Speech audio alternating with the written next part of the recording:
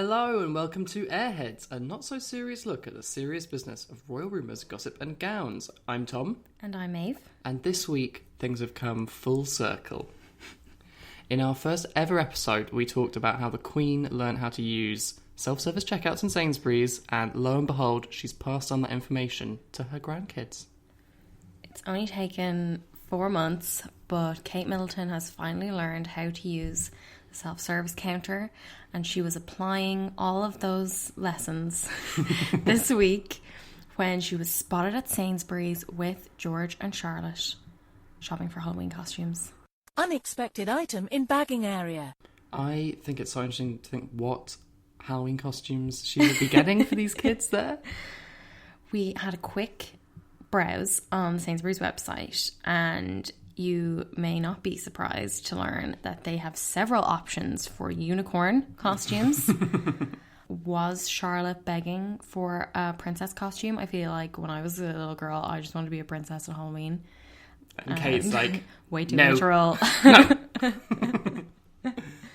How obnoxious if you had invited Charlotte over to your Halloween party and she came dressed as a princess. With like an actual tiara from the Queen. Kind of a boss move though. Yeah, I think she was probably just trying to be an investigative reporter. So it's half term over here, and Kate and Will and all the kids have reportedly been spending it in Amber Hall, their house in Norfolk, with their dog Lupo and their hamster Marvin, who I never heard of before. This is the best addition to the household. Marvin? Where did that come from? Oh man, I shot Marvin in the face. What? So they went to Sainsbury's for a spot of shopping, and they were accompanied by a brawny 6-foot bodyguard. Hello! We had a very starstruck onlooker speaking to the Mail, saying that her bodyguard was watching people with phones and telling them no pictures, but this woman was able to take a photo of Kate at the self-service checkout. But despite all this, Kate is so relatable. It's okay when her bodyguard tells people not to take pictures. That's nothing to do with her. Kate was heard asking some little children what they were dressing up as for Halloween, and that she was sort of shepherding George and Charlotte around the shop. The onlooker said she was saying, come on, she just understandably wanted to keep them safe. You just don't expect it to happen. You think Kate would shop in Waitrose or Harrods? Which she normally does. I mean, they get their Waitrose shop delivered, so... I don't think they have a Harrods in Cambridgeshire. But I suppose it could be argued that this wasn't the biggest story this week. We had a couple of dramatic television moments. And then one kind of boring documentary with Prince Charles. But we can talk about the dramatic ones first. Probably most of you have watched by now the Harry and Meghan An African Journey documentary that aired over here last weekend and in America on Wednesday, I think. It was made by Tom Bradby, the journalist who has known Harry for like 20 years now, I think he said. They've made 3 documentaries together. The first one was when Harry was doing his gap year, and they seem to have developed quite a friendship over those years. The big thing that really caught everybody's attention was when Harry was asked about the rumours of a rift with Prince William. At first he has a kind of rueful laugh, which kind of tells you everything you need to know. But then he does give what I thought was quite an honest answer, and one that didn't seem to me to be explosive, but it was on almost every front page over here the next day. Inevitably, stuff happens, but look, we're brothers. We'll always be brothers. We're certainly on different paths at the moment, but I will always be there for him, and as I know, he'll always be there for me. We don't see each other as much as we used to because we're so busy. As brothers, you have good days, you have bad days. We have siblings, like you do have good days and bad days. Who could argue otherwise? But I guess people thought that he should have just said, no, that's absolutely not true. There's nothing to it. Be totally unbelievable. And we know that they have separated their households and they're not in the Royal Foundation anymore. Which to most of us just seems completely natural when you're 35 and you're not going to be a third wheel to your older brother and his wife. But he also talked about his mental health. It's management. It's constant management. I thought I was out of the woods, and then suddenly it all came back, and I suddenly realised, actually, no, this is something that that I have to manage. So it was part of this kind of conversation, which is something that the royals, all the young royals anyway, have been discussing through their various initiatives, but this idea that mental health is an ongoing process of talking and managing. Yeah, I mean, we'll talk about the reaction to this in a few minutes, but it just made me so angry how this was framed and really exposed hypocrisy in the royal family, that, and in culture more broadly, to have somebody who is speaking very openly about how mental health is something that you don't just sort out one and done, that it does require constant management, which you'd think would be sort of base fact. Yeah, at this point you'd thought most people would have an understanding of that. But instead it's being treated as Harry showing that he's troubled, he's unbalanced, he's unstable, that he's on the verge of a breakdown. You know, it's very upsetting that we can have so much conversation about reducing the stigma around mental health, and then when he does actually open up about it, whether it was him showing his emotions at that speech at the Well Child Awards, or here just stating very plainly that it's something that he has to work on all the time, like everybody, it's something that people really condemn him for and don't want to hear it, which I guess is also relevant to what Meghan was saying. It's not enough to just survive something, right? Like, that's not the point of life. You've got to thrive, you've got to feel happy, and I think I really tried to adopt this British sensibility of a stiff upper lip. I really tried, but I think that what that does internally is probably really damaging. Which is totally Meghan. I mean, I think, you know, coming from that sort of Californian mindset, she is not going to be as cool and aloof as British people traditionally are. But she talked about how her friends, her British friends, warned her not to marry him, that she didn't really understand what tabloid culture over here was like, which from what I've read in America, like, it is so different. Like, I guess they have Page Six and stuff, but people don't really take them as seriously as they do the Mail and the Sun and the Mirror. Like, those are like the biggest newspapers over here. Yeah. And yeah, she talked about how she knew that that it wouldn't be easy, but she thought that it would be fair. And I think that's so revealing, that moment where she says that, because some people are like bristling, like, well, of course it's not going to be fair. You know, haven't you ever read a tabloid? Like, of course they're not going to treat you fairly. But I think what she means is in context with other members of the royal family. Yeah, because we've seen just this summer the treatment of Harry and Meghan flying private and talking about the environment, compared to Will, who does exactly the same, and Charles, who's been doing it for years. Years and years and years. And they don't have days and days of front page coverage of their every flight. Yeah. And as well as that, of course, you have Prince Andrew, who we're going to talk about his documentary as well, but that even this week you can see has not had anywhere near the same amount of coverage, particularly in comment pieces, as this Meghan and Harry one has. I think what struck people was when Meghan was saying that you shouldn't have to just survive something, you should be able to thrive, and some people felt that was quite inappropriate given the setting, that they were surrounded by areas of extreme poverty and people who were suffering with an epidemic of violence against women, and that they shouldn't be talking about stuff like this, that it was first world problems. And that really rubbed me the wrong way. I felt like that also seems to suggest that pain is some kind of competition, and that people who have any kind of privilege can't experience pain in the same way that others can. Yeah, and I think that it kind of all became this conversation about pulling focus away from real issues, or, you know, what have been described as real issues, which is quite offensive, I think, to an audience's intelligence. Like, we can consider multiple kinds of problem. We can consider multiple stories around the Africa tour. Especially with Meghan, like, one of the other interviews that she did with Tom Bradby was when they were talking about her speech where she identified as a woman of colour and as your sister when she was speaking to the women in the Nyanga township. You know, some people were saying, well, what if Meghan doesn't want people to see race? Why is she always talking about her race? Like, we never talk about it. which is a totally outrageous thing to say.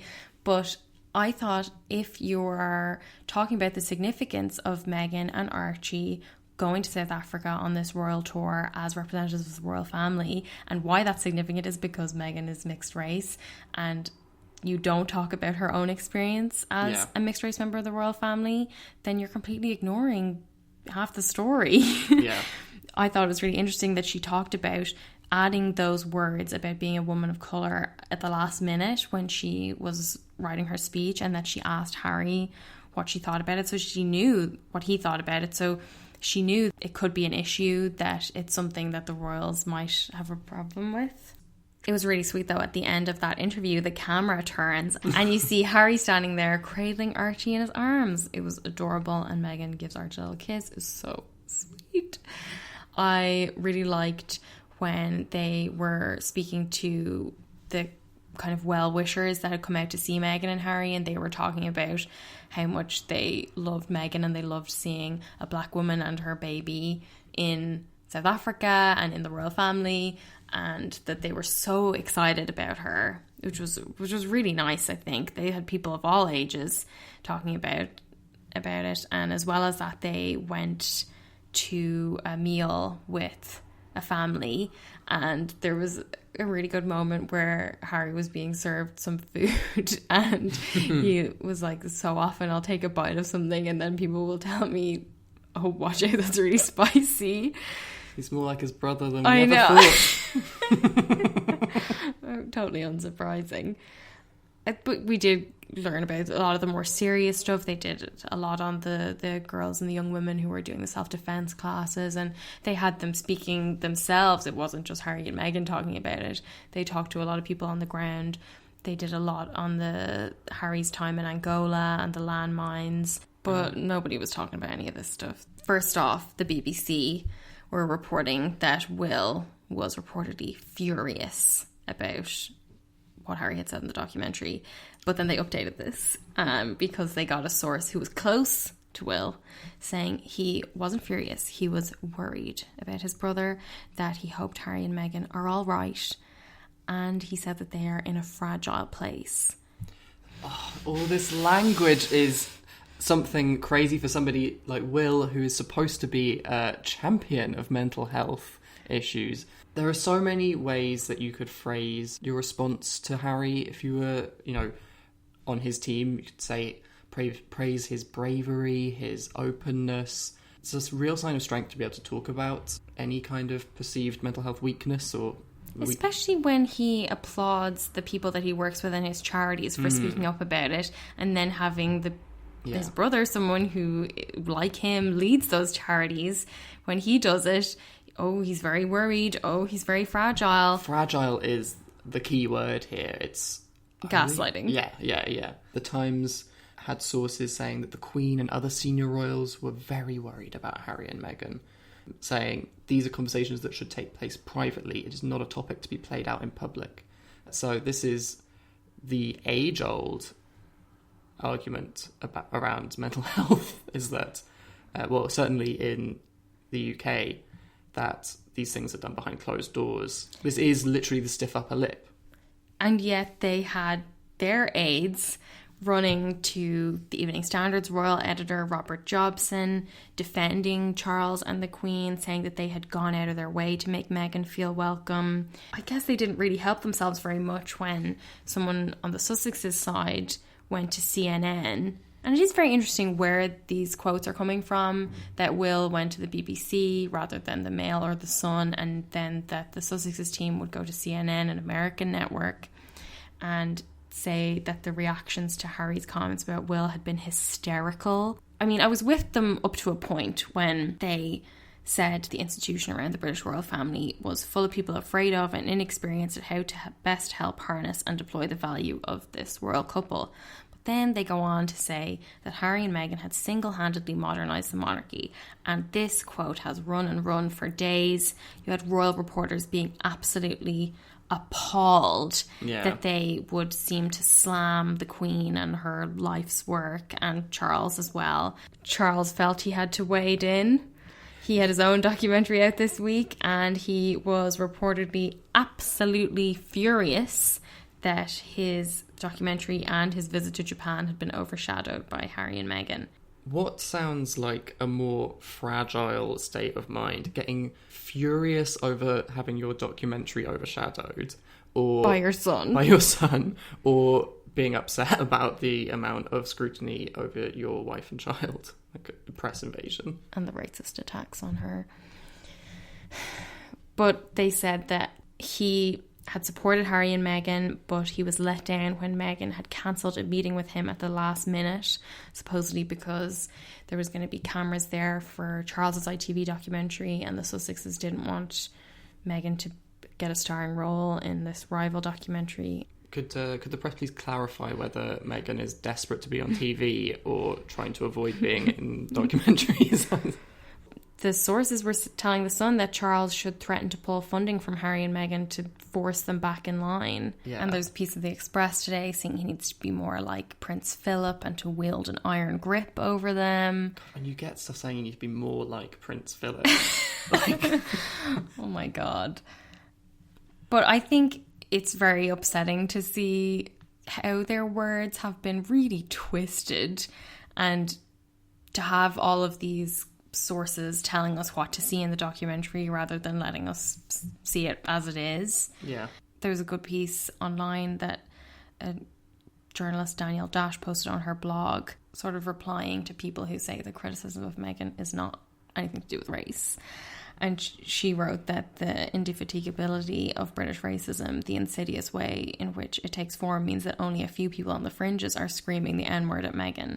This kind of racism where explicit slurs are used is easy to define, but the kind of racism the British public have learned to target Meghan with is packed with microaggressions. She's talking particularly about the bit where Meghan says nobody has asked whether she's okay. And she says many black women and other women of colour can relate to being somehow both hyper-visible and invisible. Our identities as both black people or people of colour and women makes us hyper-visible as targets of hate and abuse, but those same identities make us invisible as recipients of love, support and protection. And I think people have really related to that moment in different ways. Like, you had black women saying that they could relate to it, and then a lot of new mothers were saying as well that it seemed like she was talking about how when you're a new mother, people always ask how's the baby and they don't ask how are you.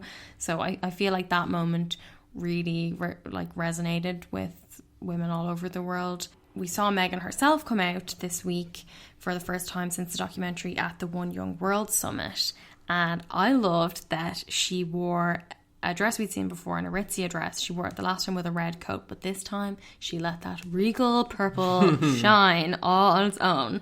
That's got to be a statement, right? Oh yeah, that's a reminder to everyone that she I'm going is nowhere. royal. And she had a slightly different hairstyle.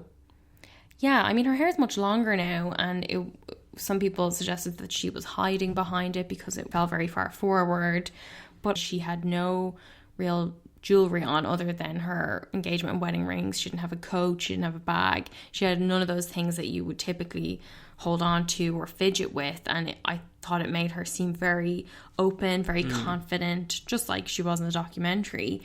Because so many of the royal women use things like bags and accessories to occupy their hands and as like a barrier against having to engage with people, like touch people or hug them. Just me against the music. Speaking of the music, thought it was very interesting that she walked out as a version of Pharrell's Happy played. Because I'm happy. Clap along if you feel like a room without a roof. Pharrell, big supporter. Pharrell, who she spoke to at the Lion King premiere and told they don't make it easy. Never were truer words spoke. One of my favourite royal moments ever, though, occurred on stage when Meghan went to greet the host, and the host dipped down into a curtsy as Meghan put her arms out for a hug. The still photos of this are amazing.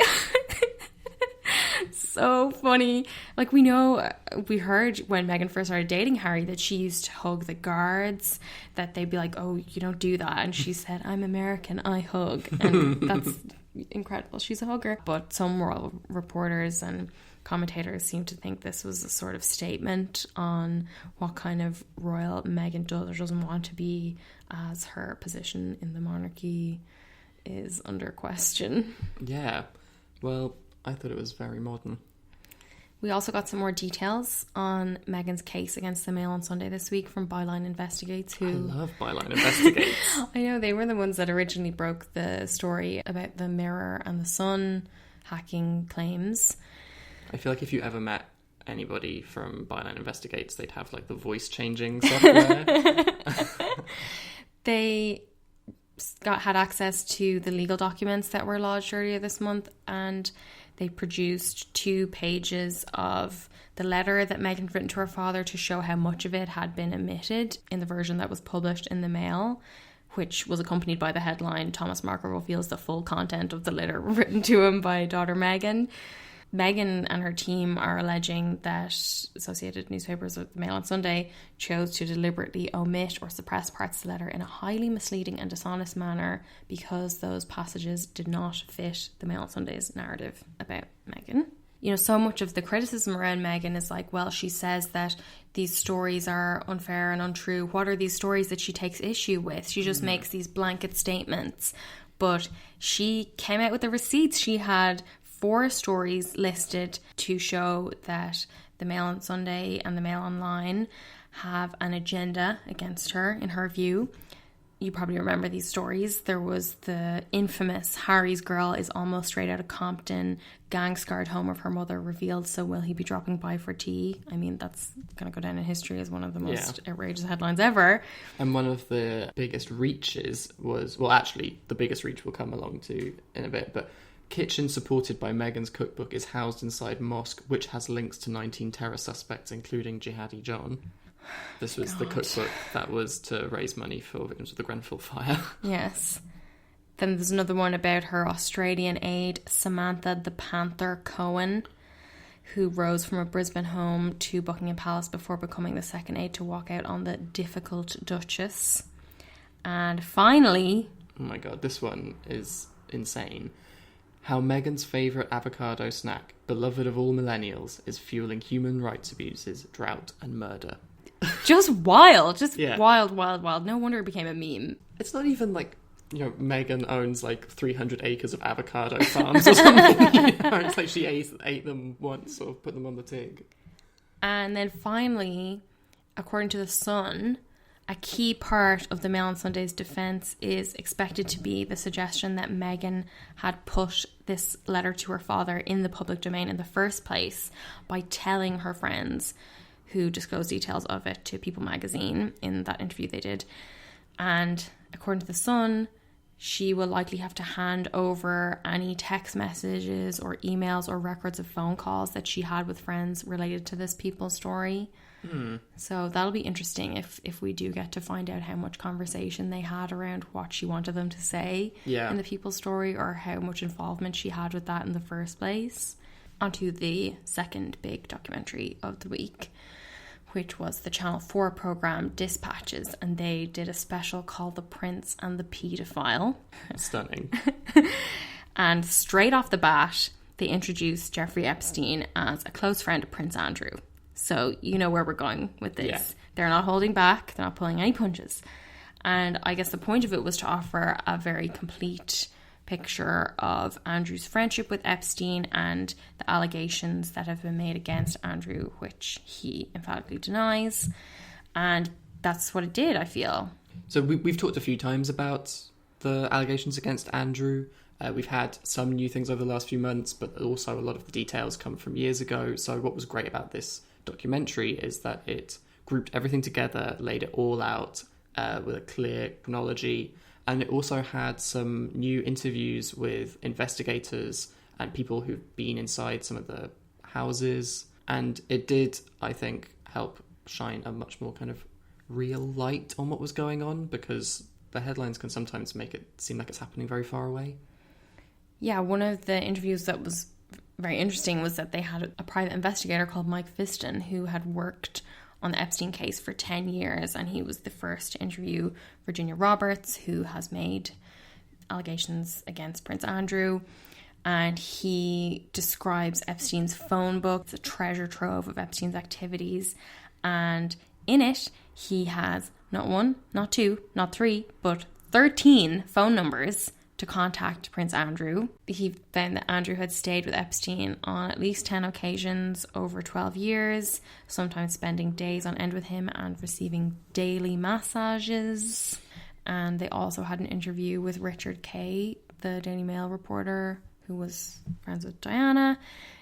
He was talking about Andrew at this time more generally and how he seemed to be going through a midlife crisis, going to clubs, falling out of China White. He said he was very sweaty and wore rather square clothes. But we also learned that Andrew had no record of any engagements on the night that the photo of him with Virginia Roberts was taken, which is the night that she claims she first had sex with him and that she had been a victim of sex trafficking. We also had rather upsetting details that a few months after her second encounter with Andrew in New York, that she was admitted to the New York Presbyterian Hospital in July after suffering 3 weeks of vaginal bleeding. There was no implication in what they were saying that specifically was due to Andrew, but I think it's the kind of detail that sheds light on what this circle of men is like. The third encounter that she claims she had with Andrew was the one on his private island in the Caribbean, and she hasn't spoken publicly about that, but the Dispatches programme quoted court documents from 2015 where she said she was around 18 at the time, and she said, Epstein, Andy, approximately 8 other young girls and I had sex together. The other girls all seemed and appeared to be under the age of 18 and didn't really speak English. Epstein laughed with the fact that they couldn't really communicate, saying that they are the easiest girls to get along with. So the Dispatches programme seemed to suggest that this encounter could be probed further, given the suggestion that the girls were underage, but they didn't really go too much into that. Mm-hmm. It will be interesting to see if anything further comes out, especially because there's a piece in Sunday Times today where they had a quote from a financial advisor, Gwendolyn Beck, who was friends with Epstein and Andrew, and she said that at the time that this encounter allegedly occurred, Andrew was staying in a bungalow next door to her in the island. They talked a little bit about Andrew's statements and how he said he didn't see, witness or suspect anything. The investigator Mike Fiston gave quite a good quote about it. He said, when people tell me I didn't know what Jeffrey was about, I don't want to say BS, I'll just say hogwash. If you were around Jeffrey, you were around underage girls. He has no children, he has no nieces. Come on, it doesn't take a rocket scientist to figure out that something was going on there. And like, they even talked to one of Epstein's other friends who cut off all contact with him after he was arrested. She knew that he wasn't telling her the truth. They also had a male friend who was anonymous. He was talking about how he had advised Epstein not to invite Andrew over to stay with him in 2010, this like now infamous trip. And this friend said that it was extremely unwise, and Epstein told him no one would know. That's pretty chilling, isn't it? It feeds into this idea that kind of runs throughout the documentary, that there were so many incredibly wealthy and privileged people who really did believe that there was one rule for them and another for everyone else. Yeah. One of the main things in the documentary was they talked about how after Epstein died this year, that French police raided his apartment in Paris, but that no similar action has been taken in the UK. They had a quote from the Metropolitan Police that said, having closely examined the available evidence, no further action is being taken. And then Dispatches spoke to the former head of the Royal Protection Unit of Scotland Yard. That's what he did in the 1990s. And he said that without a doubt, police must be feeling nervous about approaching Prince Andrew. He said, you don't take on the royal family lightly, but irrespective of who you are, what you are, you should answer to the law. And he said overall he was just mystified by British police decision not to pursue further legal action. It hasn't received the same amount of press attention as the Harry and Meghan documentary, but there have been a couple of good pieces written about it. Neil Mackay at the Herald Scotland, he said, "The claims demand attention. The Queen's son is accused of having sex with a teenage girl 3 times who was trafficked by Epstein. A victim of trafficking is not giving their consent to sex." And I think that's really important to say, because the fact that Epstein is always talked about as a paedophile, and then the fact that Virginia Roberts was 17 when she says she had sex with Andrew makes people think, well, she wasn't under 16, so Andrew's not a paedophile, so he's not that bad. But it's like people need to be reminded that if you've been trafficked, you haven't given your consent. Neil Mackay says in his comment piece that the role of the British police in this case is straightforward. They need to establish if Virginia Roberts Giuffre was a victim of sex trafficking in Britain. Andrew has been linked to the allegation, and so he should be spoken to by officers. Like, it's that simple. Yeah. And he says that this questioning may actually be in Andrew's best interest because he could be ruled out as a suspect, but that by not doing it, they are undermining the law. We saw some royal reporters being very defensive about it and saying they did do stories, and certainly there were 2 or 3 stories in most of the major papers, the tabloids and the broadsheets, but I think it's all about the weight that you give to them.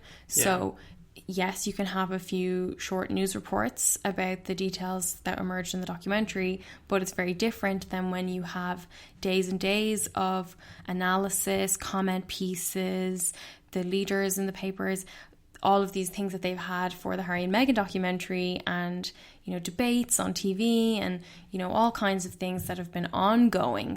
You know, we're now a week since the documentary, and a lot of the stuff in today's newspapers is still about what Harry and Meghan's in the documentary, whereas there's not very much in the newspapers today about Andrew, although there is one significant story in the Sunday Times which says that bloody chubby finger defense is out again, that Andrew's inner circle has commissioned investigators to examine 2 photographs that put him at the centre of the Epstein scandal amid fears that he may be the victim of an elaborate, quote, stitch-up. The 2 photographs we're talking about here. So we've got the one with Virginia. This is the fat finger defense again. Even though the FBI consider this photo genuine, Andrew's friends are still saying he's too tall and his fingers are too fat for this to be him. And she's wearing a top that she wears again 2 months later. Yeah, they're suspicious about the fact that she wore the same outfit at a party in Saint-Tropez 2 months after this picture was taken, and that it's weird that she'd be wearing the exact same outfit. Then the second picture is the Central Park photos with Epstein, because they think the picture may have been orchestrated by Epstein. I mean, it doesn't make it any less inappropriate that Andrew was hanging out with him. I mean, it wasn't that they're not saying that Epstein was walking along with a hologram of Andrew. Okay, and then the third documentary this week was Prince Charles. Inside the Duchy. This is all about Charles's land in the Duchy of Cornwall, which is how he makes a lot of his income. I think it's like £21 million a year or something. It's like crazy. Something that apparently Andrew has been quite resentful of, that Charles gets all of this income while Andrew has to rely on allowance from mummy. But I thought this was so interesting, especially because we watched it after hearing that Charles was so furious that it had been overshadowed, because the actual stuff in the documentary is not particularly fresh. It's mainly like 18 clips of Charles saying, that's what's really important about this. It's the long term. It's the families. Like, there was really a big focus on showing another side of Charles. So you had some of his tenants, some of the farmers that live on his land, saying, you know, lots of people don't get to see this side of Prince Charles, that he can be very down to earth, that he's very funny, that he's very caring, all of this stuff. And the fact that Charles was so amped up about this and wanted people to see it just makes you wonder how true that really is. Yeah, it sort of undoes a lot of that, doesn't it? He also cries at a poem, which made me think he was very fragile, and I'm very worried. I think maybe he should take a break. There were a couple of clips of Camilla, which of course we were very excited about, that she took a little style lesson from Meghan, and she wore a trench coat on her birthday and she didn't put her arms through the sleeves. She was shoulder robing. She was shoulder robing, just like Meghan. Staying with Camilla, Charles was in Japan this week, which he was very annoyed that people didn't pay more attention to, because he was attending the enthronement of Emperor Naruhito, Japan's 126th emperor. So you may have seen like Queen Letizia and Maxima and all the European royals and all the world's royals were there. Who was not there? Camilla.